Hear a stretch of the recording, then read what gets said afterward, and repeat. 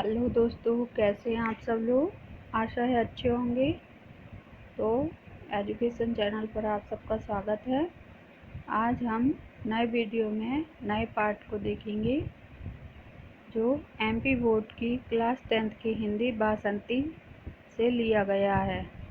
Part का नाम है मजदूरी और प्रेम, जो सरदार पूर्ण सिंह द्वारा लिखा गया है। इसके संपूर्ण अभ्यासकार को हम देखने जा रहे हैं। तो शुरू करते हैं। पहला प्रश्न है, स्वभाव से साधु कौन होते हैं। उत्तर है, हल चलाने और भेड़ चराने वाले प्रायः स्वभाव से साधु होते हैं। अगला प्रश्न है, किसान को ब्रह्मा के समान क्यों माना है। उत्तर है, किसान अन्न में फूल में फल में आहुति सा दिखाई देता है। यह कहा जाता है कि ब्रह्माहुति से संसार पैदा हुआ है, इसलिए किसान को ब्रह्म के समान माना जाता है। अगला है, घर आए मेहमान का स्वागत किसान किस प्रकार करता है। उत्तर है, घर आए मेहमान का स्वागत किसान अपनी मीठी बोली, मीठे जल और अन्न से तृप्त करके करता है। अगला है, किसी भेड़ के अस्वस्थ होने पर गड़रिये कैसा अनुभव करता है। उत्तर है, किसी भेड़ के अस्वस्थ होने पर गड़रिया दुख का अनुभव करता है। यह इसलिए कि भेड़ों की सेवा ही इनकी पूजा है। जरा एक भेड़ बीमार हुई, सब परिवार पर विपत्ति आई, दिन रात उसके पास बैठे काट देते हैं। उसे अधिक पीड़ा हुई तो इन सब की आंखें शून्य आकाश में किसी को देखने लग गई। पता नहीं ये किसे बुलाती हैं। हाथ जोड़ने तक की इन्हें फुर्सत नहीं। पर हाँ, इन सब की आंखों किसी के आगे शब्द रहित, संकल्प रहित मौन प्रार्थना में खुली हैं। 2 रातें इसी तरह गुजर गईं। इनकी भेड़ अब अच्छी है। इनके घर मंगल हो रहा है। सारा परिवार मिलकर गा रहा है। अगला प्रश्न है, सच्चा आनंद किस में छिपा है। उत्तर है, सच्चा आनंद श्रम में छिपा है। अगला प्रश्न है, गुरु नानक ने किसान के संबंध में क्या कहा है। उत्तर है, गुरु नानक ने किसान के संबंध में भोले भाव मिले रगराई। भोले भाले किसान को ईश्वर अपने खुले दीदार का दर्शन देता है। उनकी फूस की छतों में से सूर्य चंद्रमा छनकर उनके बिस्तरों पर पड़ते हैं। ये प्रकृति के जवान साधु हैं। जब कभी मैं इन बेमुकुट के गोपालों के दर्शन करता हूँ, मेरा सिर स्वयं ही झुक जाता है। जब मुझे किसी फकीर के दर्शन होते हैं, तब मुझे मालूम होता है कि नंगे पांव, नंगी टोपी सिर पर, एक लंगोटी कमर में, एक काली कमली कांधे पर और एक लंबी लाठी हाथ में लिए हुए गांवों का मित्र, बैलों का हमजोली, पक्षियों का हमराज, महाराजाओं का अन्नदाता, बादशाहों को ताज पहनाने वाला और सिंहासन पर बिठाने वाला, भूखे नंगों को पालने वाला, समाज के पुष्पोद्यान का माली और खेतों का वाली जा रहा है। अगला प्रश्न है, किसान को हितैषी क्यों कहा गया है। उत्तर है, दया, वीरता और प्रेम जैसा किसान में दिखाई देता है, वैसा और कहीं नहीं मिलता है, इसलिए किसान को हितैषी कहा गया है। प्रश्न है, गड़रिया आनंद का अनुभव कब करता है। उत्तर है, गड़रिया आनंद का अनुभव तब करता है जब उसकी बीमार भेड़ अच्छी हो जाती है। अगला प्रश्न है, हाथ की बनी चीज में रस भर आता है, समझाइए। उत्तर है, हाथ की बनी चीज़ें सरस होती हैं। यह इसलिए उसमें प्रेम की सच्चाई और हृदय की पवित्रता होती है, इसलिए सच्चा आनंद तो हाथ की बनी हुई चीज़ों से आता है। यह जीवन का वास्तविक आनंद है। इस आनंद के सामने स्वर्ग प्राप्ति की इच्छा नहीं रह जाती है।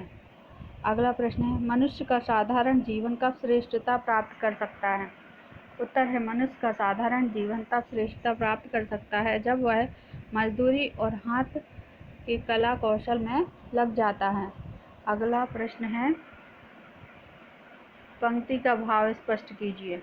हल चलाने वाले अपने जीवन का हवन किया करते हैं।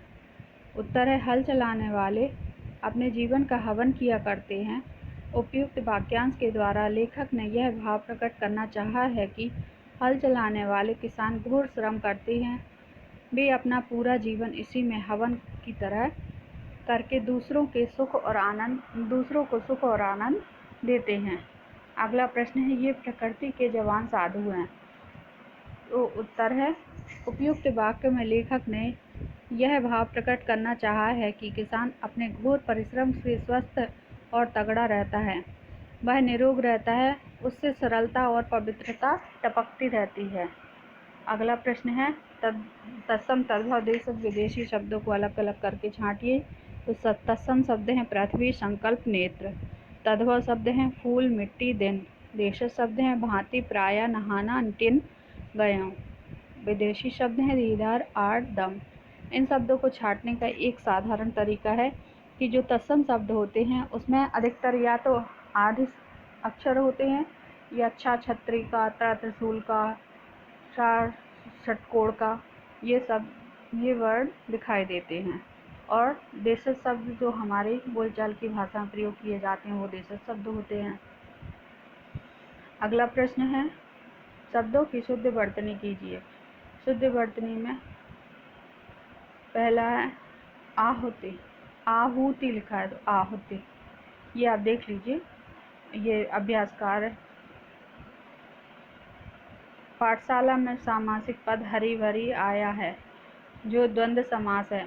इस प्रकार के अन्य सामासिक पदों को छाट कर लिखिए। तो हवनशाला, राग, रंग, रग, रग रग, घास पात, इर्द गिर्द, प्रेम, धर्म, आनंद, मंगल, ये सब सामासिक पद हैं। अगला प्रश्न है, किसान और श्रमिक के जीवन में क्या अंतर है? उत्तर है, हाथ से बनी हुई और मशीन से बनी हुई चीज़ों में कौन सी श्रेष्ठ है? ये सब कक्षा कार्य है, यह आप देख लीजिए। अगला प्रश्न है, मजदूरी और प्रेम पाठ में लेखक ने परिश्रम को महत्व क्यों दिया है? उत्तर है, मजदूरी और प्रेम पाठ में लेखक ने परिश्रम को इसलिए महत्व दिया है कि इससे जो रस निकलता है वह मशीनों से नहीं।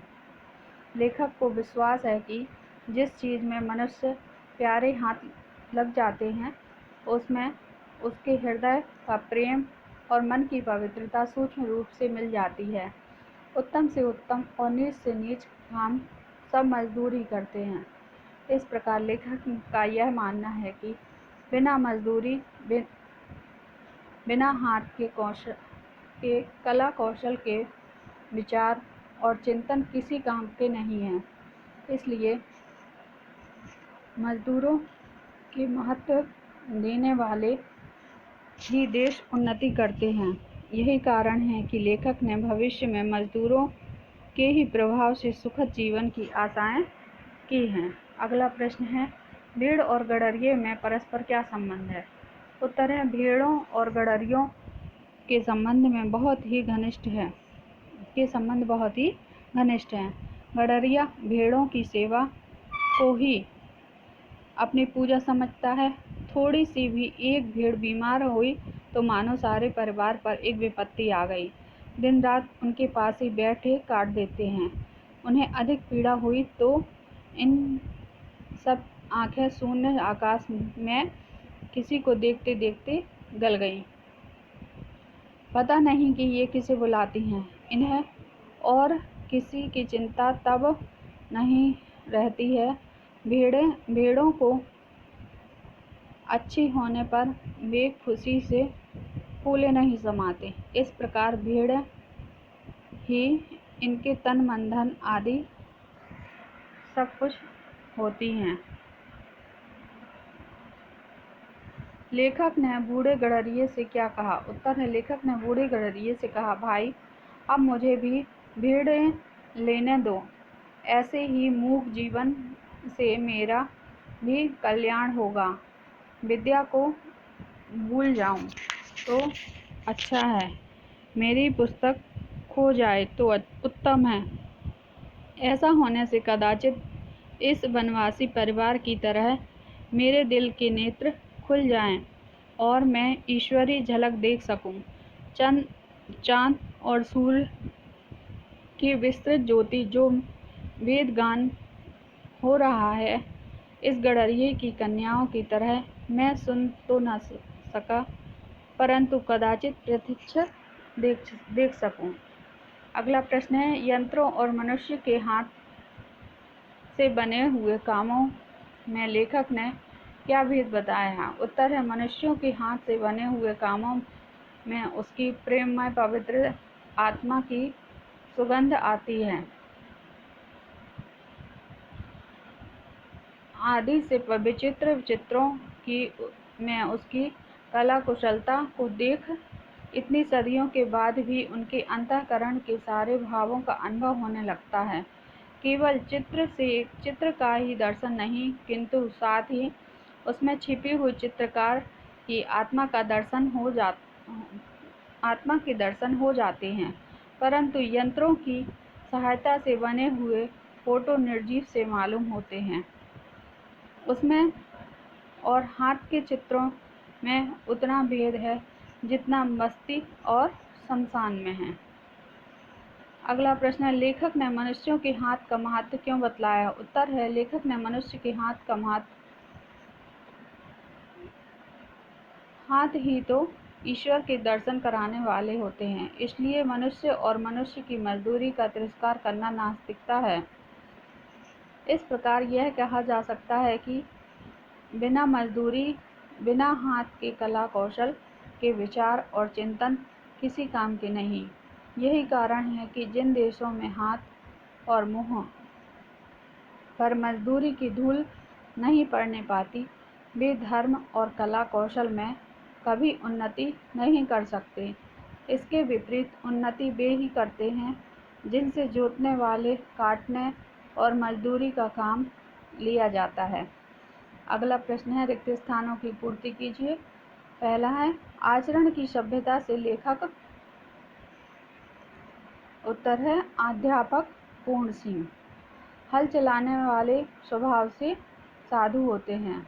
पशु के अज्ञान में गंभीर ज्ञान छिपा हुआ है।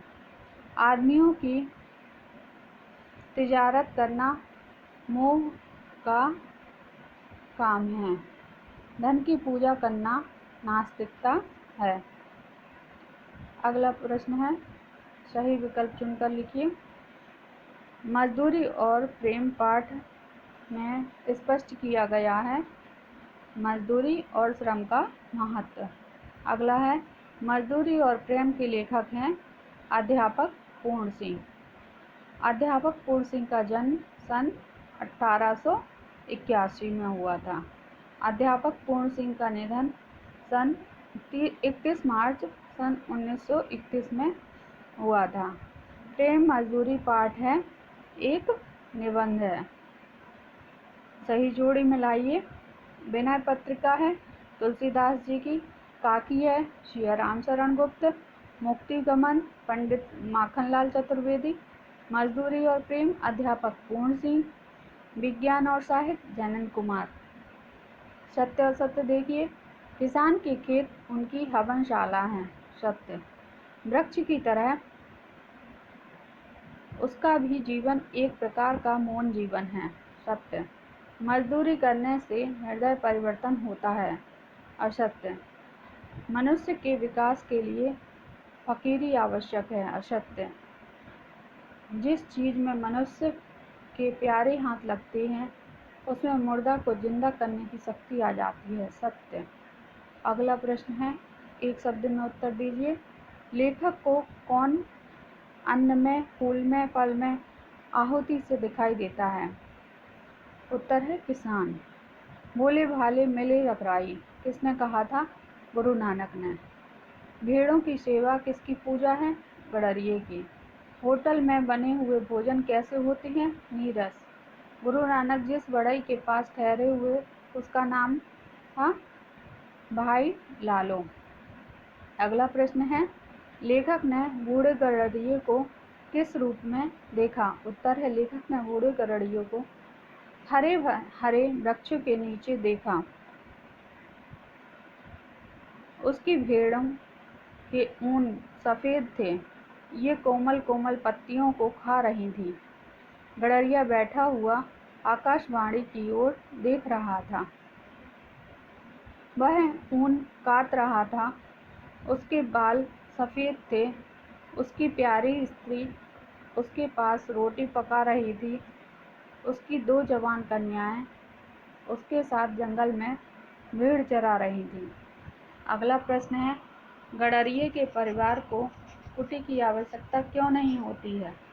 उत्तर है, गडरिये के परिवार को कुटी की आवश्यकता नहीं होती है। यह इसलिए कि ये जहाँ जाते हैं एक घास की झोपड़ी बना लेते हैं।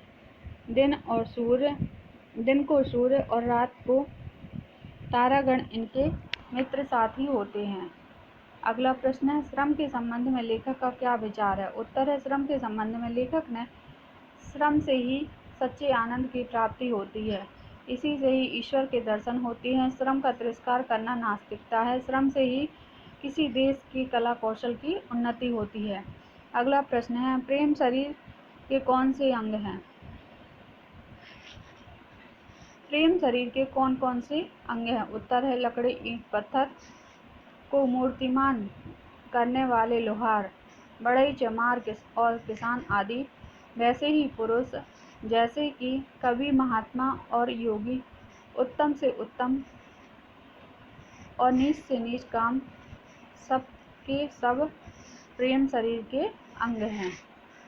प्रश्न है, मजदूरों की यथार्थ पूजा होने पर क्या होगा? उत्तर है, मजदूरों की यथार्थ पूजा होने पर कला रूपी धर्म की वृद्धि होगी।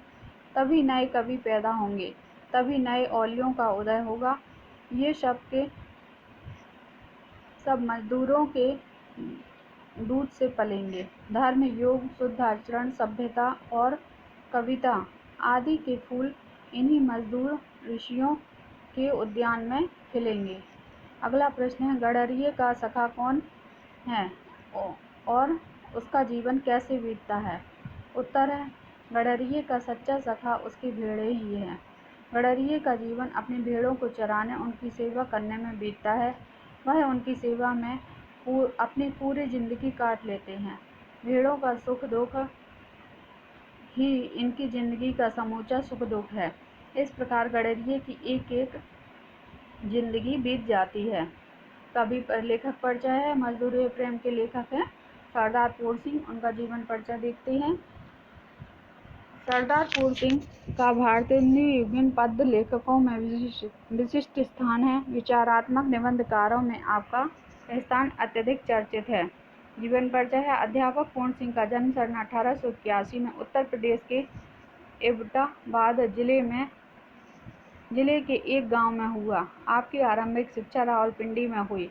आप इंटरमीडिएट परीक्षा उत्तीर्ण करने के बाद उच्च शिक्षा प्राप्त करने के लिए जापान गए थे, जहां आपने व्यावहारिक रसायन शास्त्र की उच्च शिक्षा प्राप्त की। यहीं आपातकालीन महान संत व दार्शनिक स्वामी रामतीर्थ से आपकी भेंट हुई। फलतः आप इनके विचारों से तुरंत ही प्रभावित हुए और इसके परिणाम स्वरूप आप उनके शिष्य होकर सुप्रसिद्ध वेदांती बन गए। जापान से लौटकर आप देहरादून के इंपीरियल फॉरेस्ट इंस्टीट्यूट में इंपीरियल केमिस्ट के पद पर कार्य करने लगे। कुछ समय बाद आप विभागीय अधिकारियों से अनबन और मतभेद होने के कारण आपने इस्तीफा दे दिया। रचनाएं हैं। अध्यापक पूर्ण सिंह की गद्य के क्षेत्र में अत्यंत महत्वपूर्ण स्थान है। आपके द्वारा केवल 5 ही लेख मिलते हैं। आपके लेख भारतीय संस्कृति और सभ्यता के पोषक और प्रतीक हैं। मजदूरी और प्रेम आपका लोकप्रिय लेख है। भाषा शैली। अध्यापक पूर्ण सिंह की भाषा मुख्य रूप से हिंदी है। आपकी मातृभाषा पंजाबी पंजाबी का इस पर अधिक प्रभाव है। हिंदी की प्रकृति की आपको सही पहचान थी। इसकी अभिव्यक्ति को आपने जिस कुशलता और क्षमता के द्वारा प्रकट किया है, वह अन्यत्र दुर्लभ है। आपकी शैली प्रौढ़ और सजीव होते हुए अत्यंत प्रभावशाली है। आपकी भाषा में उर्दू अंग्रेजी शब्दों की प्रमुखता है। साहित्य महत्व अध्यापक पूर्ण सिंह का हिंदी साहित्य में अत्यंत महत्वपूर्ण स्थान है। आप भारतीय संस्कृति और सभ्यता के कुशल चित्रकार होने के कारण आपने साहित्यिक व्यक्तित्व के द्वारा अत्यंत लोकप्रिय हैं। आपके विचार उत्तेजक साहित्य आपके व्यक्तित्व की पूरी पहचान प्रस्तुत करते हैं। तो ये सारांश है, तो पाठ को पढ़ के देख लीजिए आप। इसके बाद इसके गद्यांश को देखते हैं।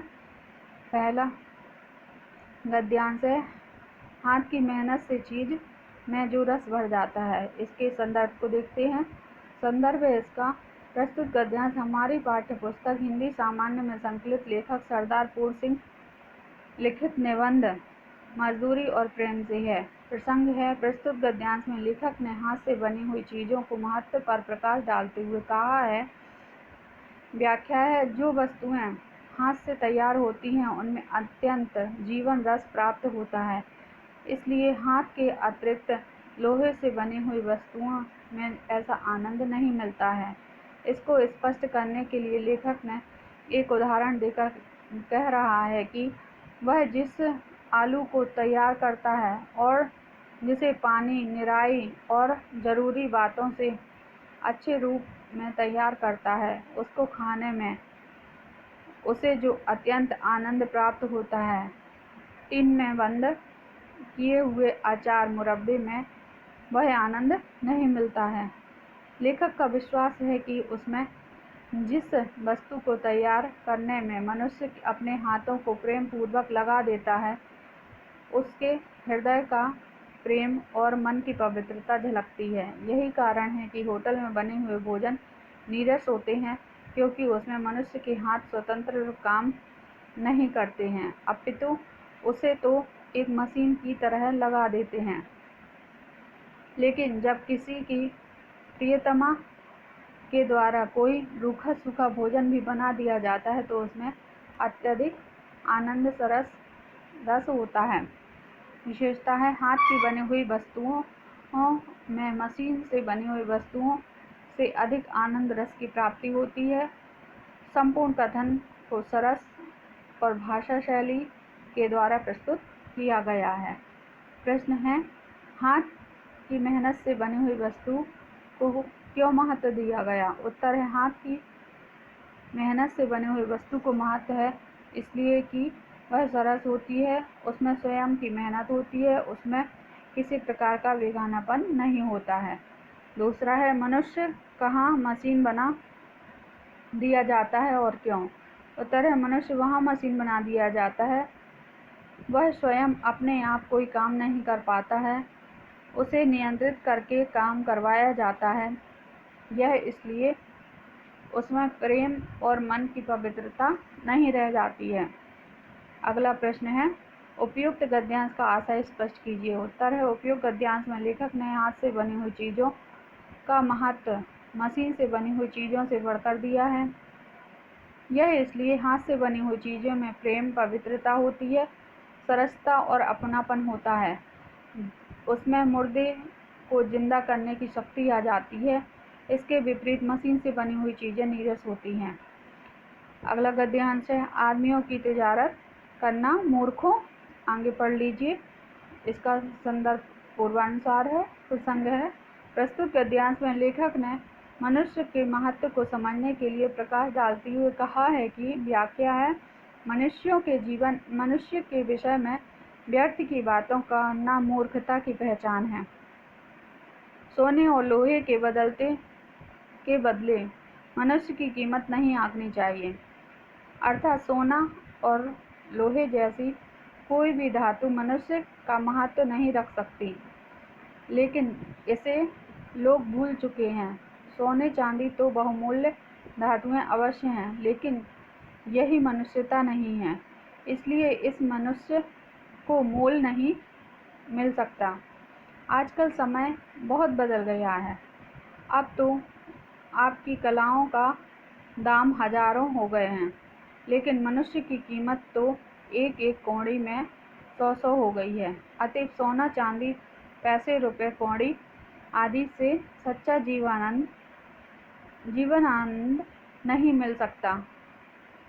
मनुष्यों को जीवन का सच्चा आनंद केवल इसके अपने काम से ही मिलता है। लेखक भी इसे स्वयं का अनुभव मानते हुए इसे ही सच्ची ईश्वर पूजा कहते हैं। विशेष है मनुष्य का महत्व मनुष्यता से है, जो उसके अपने कामों से संभव है। यही ईश्वर पूजा है। भाषा शैली प्रभावमय है। पहला प्रश्न है अर्थ से, आदमियों की तिजारत करना क्यों मोह का काम है? उत्तर है, आदमियों की तिजारत करना मूर्खों का काम है। यह इसलिए कि इससे किसी प्रकार की समझदारी प्रकट नहीं होती। अगला है, सच्चा आनंद किसमें है? उत्तर है, सच्चा आनंद अपने काम से मिलता है। इसके सामने स्वर्ग प्राप्ति भी इच्छा नहीं रह जाती है। अगला प्रश्न विषय वस्तु से, उपयुक्त गद्यांश का आशय से स्पष्ट कीजिए। उत्तर है, उपयुक्त गद्यांश में लेखक ने मानवता का महत्वांकन करते हुए मनुष्य कौड़ी के 100 बिकते हुए इसका विरोध किया है। उसका यह मानना है कि सोना चांदी से नहीं अपितु अपने काम से ही जीवन का सच्चा आनंद मिलता है। इस प्रकार मनुष्य की पूजा करे तो यह उसके लिए ईश्वरीय पूजा से कम नहीं। अगला गद्यांश है, मजदूरी और फकीरी का महत्व थोड़ा नहीं। ये पढ़ लीजिए, आगे इसका अर्थ देखते हैं। संदर्भ पूर्वानुसार है, प्रसंग है। गद्यांश में लेखक ने मजदूरी और फकीरी का महत्वांकन करते हुए कहा है। व्याख्या है, मजदूरी और फकीरी का महत्व सर्वाधिक है। अगर मनुष्य अपना परम विकास करना है तो उसे मजदूरी फकीरी करनी पड़ेगी। यहाँ यह ध्यान देना आवश्यक है कि फकीरी की ऊंचाई मजदूरी की नींव पर खड़ी होती है। इस प्रकार मजदूरी के बिना फकीरी का कोई महत्व नहीं है। उसके बिना बुद्धि भी मंद पड़ जाती है, जो किसी प्रकार सुखद नहीं है। बासी फकीरी का बने रहना बिल्कुल ही निरर्थक है। चारों ओर से प्रकृति आनंद मग्न हो रही है, हवा मचल रही है, जल तरंगित हो रहा है, पक्षी जल में डुबकी लगा रहे हैं, बादल गरज बरस रहे हैं, फूल हंस रहे हैं, नई नई घास लहरा रही है, पेड़ पौधे नए नए पत्ते से लद रहे हैं। इसके बावजूद केवल फकीरी ही मंद हो तो यह चिंता की बात है। इस प्रकार की चिंता की बात तभी होती है जब मनुष्य बिस्तर पर पड़े पड़े सवेरे का सुख आलस्य में बिता दे। विशेषता है, मजदूरी और फकीरी के महत्व को समझाया गया है। शैली चित्रात्मक है। पहला प्रश्न है अर्थ से, मजदूरी और फकीरी का महत्व क्यों है? मजदूरी और फकीरी का महत्व यह इसलिए है कि इसके बिना मनुष्य का पूरा विकास नहीं हो सकता। अगला प्रश्न है, मजदूरी और फकीरी में श्रेष्ठ कौन है और क्यों? उत्तर है, मजदूरी और फकीरी में श्रेष्ठ मजदूरी है। यह इसलिए कि बिना मजदूरी किए फकीरी का उच्च भाव शिथिल हो जाता है। फकीरी अपने आसन से गिर जाती है, बुद्धि बासी हो जाती है। बासी बुद्धि का क्या कुपरिणाम होता है? उत्तर है, बासी बुद्धि का यह कुपरिणाम होता है कि उससे बिस्तर पर पड़ा हुआ मनुष्य प्रभात का आलस्य सुख मनाता है। अगला गद्यांश का उत्तर है, उपयुक्त गद्यांश का आशय स्पष्ट कीजिए। गद्यांश में लेखक ने मजदूरी और फकीरी के मानव जीवन के विकास के लिए परम आवश्यक बतलाया है। इन दोनों में मजदूरी और फकीरी से बेहतर माना है, इसलिए कि मजदूरी की बुनियाद पर ही फकीरी का झंडा लहराता है। दूसरी बात यह है कि बिना मजदूरी के फकीरी अपने आसन से गिर जाती है, उसकी बुद्धि बासी हो जाती है। फिर बासी बुद्धि बिस्तर पर पड़े पड़े प्रभात का सुख अपने आलस्य के कारण नहीं मना पाती। तो देखा हमने इस पाठ को, जो अध्यापक पूर्ण सिंह द्वारा लिखा गया, जिसमें मेहनत और मजदूरी पर बल दिया गया है और उसी ही सच्चा सुख माना गया है। तो ऐसे ही आगे अगले अभ्यासकार को देखेंगे और जानेंगे नए वीडियो में नए अभ्यासकार के साथ। धन्यवाद।